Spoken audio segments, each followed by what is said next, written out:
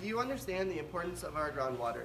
What extent could you reach before you would take action to help preserve our ecosystem? People need to understand how to be more capable of preserving and keeping pollution-free our aquifers and water we use today. Taking action one-on-one or creating a group who will support water treatment and water conservation will not only help our environment, but will also keep it pollution-free and support a thing of teamwork. The reason we need to consider water conservation and pollution is because we simply cannot live without it. Everyone individually or as a group will help make our environment a happy, clean, and healthy place to live.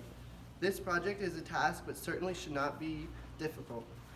Farmers take the greatest supply of our water in Nebraska. Farmers certainly can take better measures that will help preserve our aquifers we all use daily. According to Dr. Bill Crayons, the state of Nebraska has governed the amount of water being used across the farmland acres. Also stated by Nate Jenkins, the NRD's efforts are just part of Nebraska's efforts to manage water. Growers have been conserving water in a number of ways, from converting from flood to pivot irrigation, to adopting water-saving technology, to planting drought-resistant hybrids. Another major factor that makes our groundwater unusable is the fact of pollution. Farmers are also part of this great polluter with their unlimited supply of chemicals and fertilizers. The Nebraska legislature has devoted little attention to funding to surface water quality, states the Nebraska Wildlife Association. Any fertilizers or chemicals that fall past the roots of vegetation will fall into the Ogallala Aquifer. Jeremy Burnfield. If these toxins are reaching past the roots of vegetation, it is obvious that farmers are exceeding the limits during application. From previous speeches, it was said about how Nebraska rivers are the most polluted for pesticides, nutrients, bacteria, PCBs, and mercury, etc., which are widespread enough to impact all surrounding lakes, ponds, and rivers, and not limiting reservoirs, says Nebraska Wildlife Federation. A plan of action definitely needs to be taken between individuals. All need to come together and discuss ways to fix the problem which is occurring right as at this moment, with set standards, laws, and having groups of people in each community to keep these standards neutral and progressing,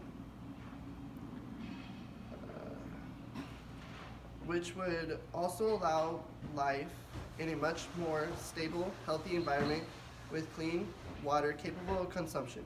UNL has made up a team to help this issue. The project is a partnership between the UNL, Valmont Irrigation of Valley, Reinke Manufacturing Company of Deschler, T Natural Resources, and the Nebraska Environmental Trust, says Chuck Berg. Another group that was created was the Center Pivot Water Conservation Project, which is 3 years education project conducted statewide with social emphasis on the Republic River Basin and Platte River Basin upstream of Kearney, Nebraska, says Dr. Bill Crayons. The best part of these groups that they were formed is that they are government funded and many people chip in to help them keep funded.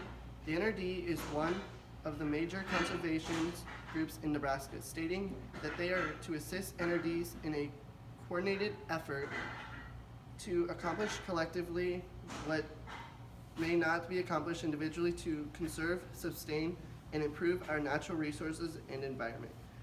You won't see major results right away.